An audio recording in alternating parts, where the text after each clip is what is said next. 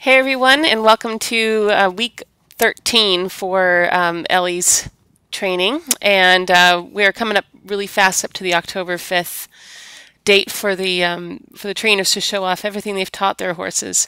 And that's at Denida. And we encourage everybody with a thoroughbred or a part thoroughbred to come and join the fun.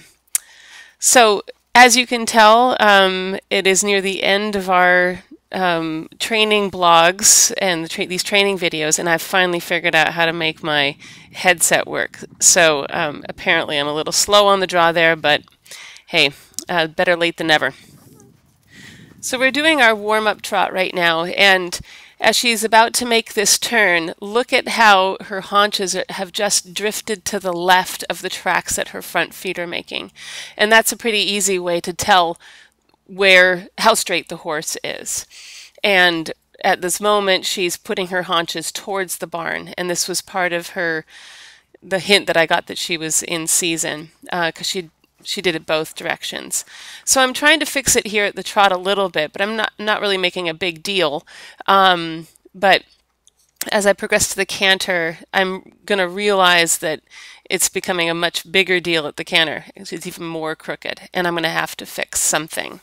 So I'm trying as best as I can right here at the trot to get her to move over. You can see my right leg kind of bumping against her side there, and I think it's working to some degree.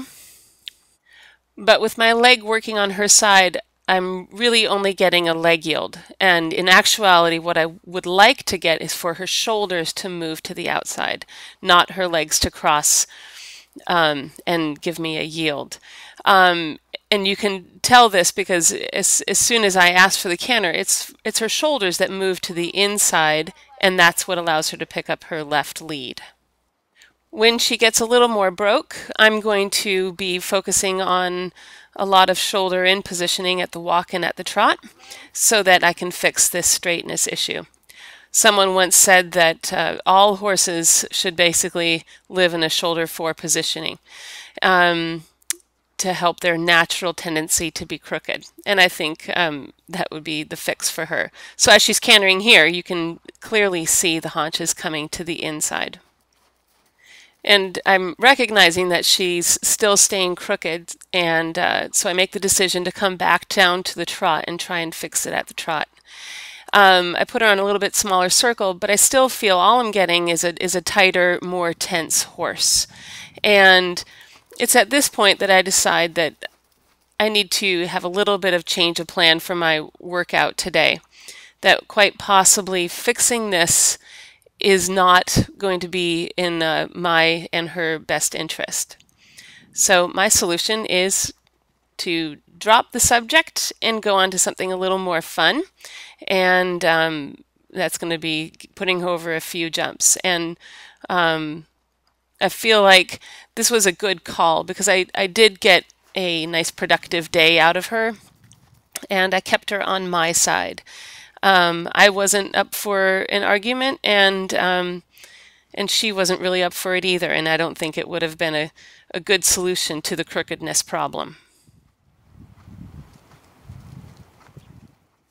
So the newest thing for her jumping is that we've taken away her placing rails. So the training wheels are off of the bike, and now she's biking on her own, which means that she's going to have a few more moments where her feet get tangled in front of the jump and she doesn't find the perfect takeoff spot, but that's okay. She's going to have to solve that a little bit on her own. It's my job to deliver her to the jump at the right tempo, as straight as I can, with the right rhythm, and after that it is her job to actually leave the ground. And it's a learning curve for them to figure out how to sight the jump and get their feet in the right takeoff spots.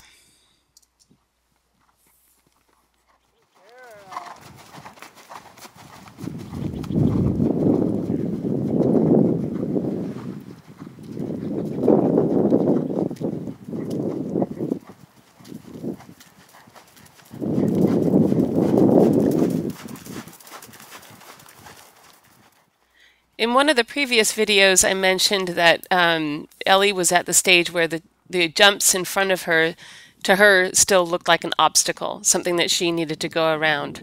And I think now she's actually really seeing that the jumps are something that she wants to go over. Like that one was quite forward and was really her decision to leave the ground with a nice powerful jump.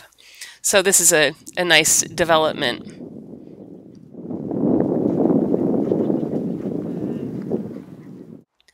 And now we're approaching our first oxer. She's actually never done a little oxer before, and I have a little X set up. And if she looked impressed, I didn't feel it. She actually solved it really well. And so I'm just doing a figure 8 over this oxer and jumping it back and forth.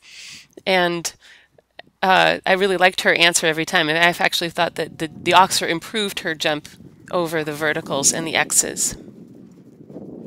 And here's an example of her getting her feet tangled. And when I put it in slow motion and watched the what her feet were exactly doing, she just put one foot too close to the jump and then had to kind of stumble through it. And I think as she gets more developed, she's going to learn to rock back and get a better arc over the jump by using her hind end. So she did that a second time, and this is not something I'm too concerned about, but it does make me want to do more oxers because it forces her to kind of solve this question more than a vertical or an X would do. So once I started using the slow-mo feature and going over frame by frame what her feet are doing, it becomes a little bit addicting. And one thing I discovered was I could truly see where her straightness became an issue over the jumps.